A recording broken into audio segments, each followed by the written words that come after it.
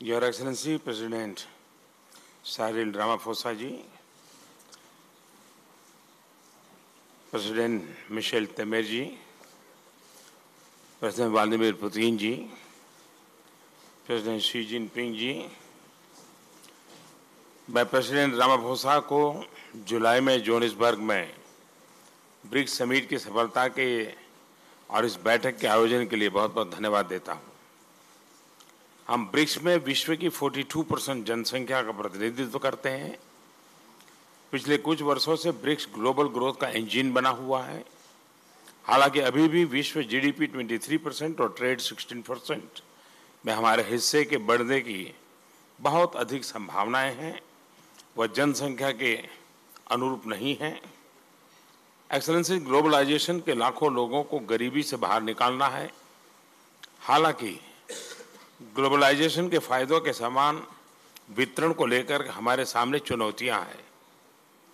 Multilateralism और नियम आधारित विश्व व्यवस्था के सामने निरंतर कठिनाइयां आ रही हैं और प्रोटेक्शनिज्म बढ़ रहा है। करेंसी अवमूल्यन और तेल कीमतों में तेज बढ़ोतरी पिछले कुछ वर्षों में अर्जित लाभ को चुनौती दे रहे हैं। ब्रिक्स देश वैश्विक स्थिरता और विकास के योगदान में देते रहे हैं। हमने विश्व की आर्थिक और राजनीतिक संरचना को आकार देने में महत्वपूर्ण भूमिका निभाई है। हमने ग्लोबल इकोनॉमिक गवर्नेंस के आर्किटेक्चर को और अधिक प्रतिनिधित्व वाला और लोकतांत्रिक बनाने में सार्थक योगदान दिया है और इस दिशा में आगे भी कार्य करते रहेंगे। हमें संयुक्त राष्ट्र और इसकी सुरक्षा परिषद सहित मल्टीलेटरल इंस्टीट्यूशंस में विकासशील देशों को और अधिक प्रतिनिधित्व दिए जाने पर एक सुर में बात करनी चाहिए।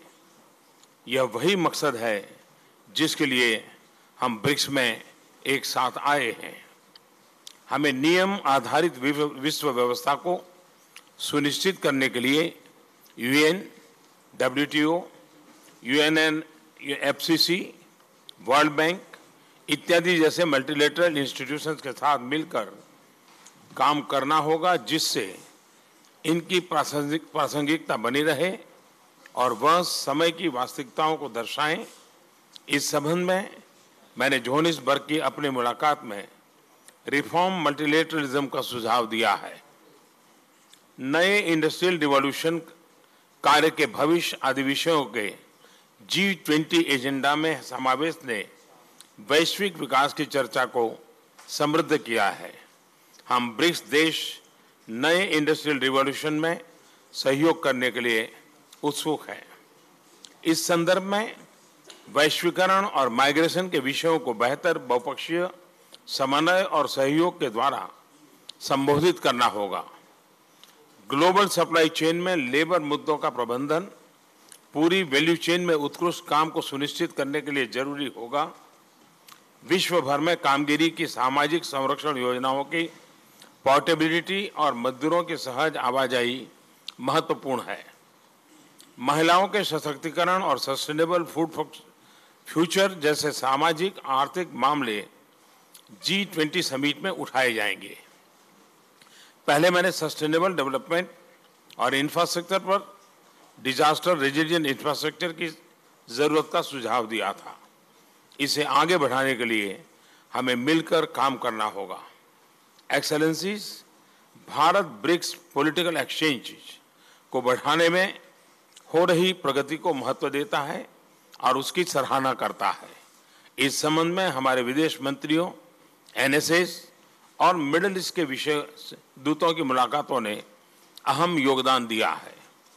हम सभी इस बात पर सहमत हैं कि आज आतंकवाद और रेडिकलाइजेशन पूरी दुनिया के सामने सबसे बड़ी चुनौतियां हैं। यह न केवल शांति और सुरक्षा के लिए खतरा है, यह आर्थिक विकास के लिए भी एक चुनौती है। हमने सभी देशों से FATF मानकों के कार्यान्वयन का आग्रह किया है। आतंकवादियों के नेटवर्क, उनकी फाइनेंसिंग और उनकी आवाजाही को रोकने के लिए संयुक्त राष्ट्र के काउंटर टेररिज्म फ्रेमवर्क को मजबूत करने हेतु ब्रिक्स और G20 देशों को साथ मिलकर काम करना होगा। आर्थिक अपराधियों और भगोड़ों के विरुद्ध हमें मिलकर काम करने की आवश्यकता है। यह समस्या विश्व की आर्थिक स्थिरता के लिए गंभीर खतरा बन सकती है। एक्सेलेंसीज, G20 में हमारे सहयोग का आधार मजबूत होने लगा है। हमारे ब्रिक्स शेरपास G20 मामलों में परामर्श और सहयोग करते रहे हैं।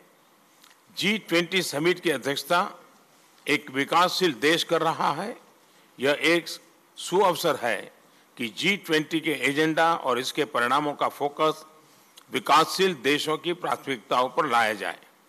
मैं अंत में एक बार फिर प्रेसिडेंट रामाफोसा द्वारा जोहान्सबर्ग समिट के सफल मेजबानी और इस बैठक के आयोजन के लिए धन्यवाद करता हूं।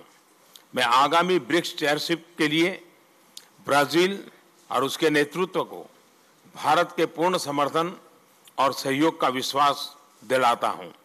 मुझे भरोसा है कि ब्राजील की चेयरशिप के अंतर्गत ब्रिक्स सहयोग नई ऊंचाइयों पर पहुंचेगा।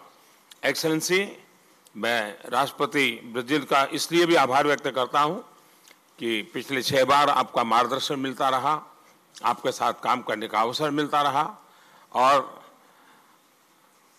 जैसा आपने कहा ये आखिरी मीटिंग है हमारी आपके साथ। बहुत बहुत शुभकामनाएं हैं। बहुत बहुत धन्यवाद।